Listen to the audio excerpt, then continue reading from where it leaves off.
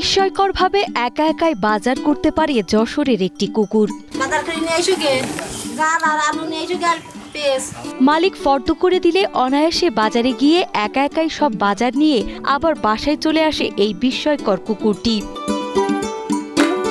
বাড়ির কাছের বাজার হোক বা ৫ কিলোমিটার দূরের বাজার, ফর্দ দিয়ে বাজারের নাম বলে দিলে একা একাই বাজারে গিয়ে বাজার নিয়ে আবার ফেরত আসে এই প্রশিক্ষিত কুকুরটি।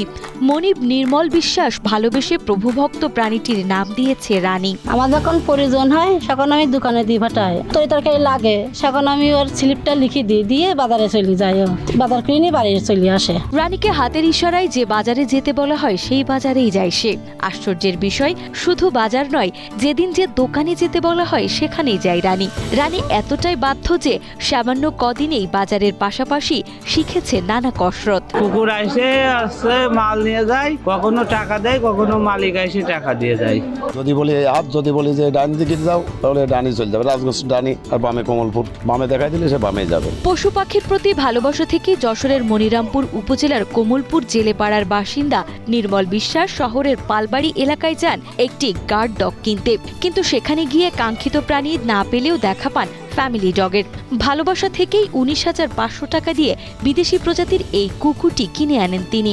আদর যত্নে বড় করতে করতে তিনি তার নাম দেন রানী। সেই থেকেই পরিবারের অন্যান্য সদস্যদের মতোই লালিত পালিত হতে থাকে রানী। এরা কিনেছি যশোর পালবাড়ি থেকে, গিয়েছিলাম গার্ড ডগ কিনতে, এখন দেখি যে ফ্যামিলি ডগ। এসব করলাম যে খালি যখন আইসি তা বাড়ি বাচ্চা রয়েছে, বাচ্চার জন্য একটা ফ্যামিলি ডগ কিনে নিয়ে যাই।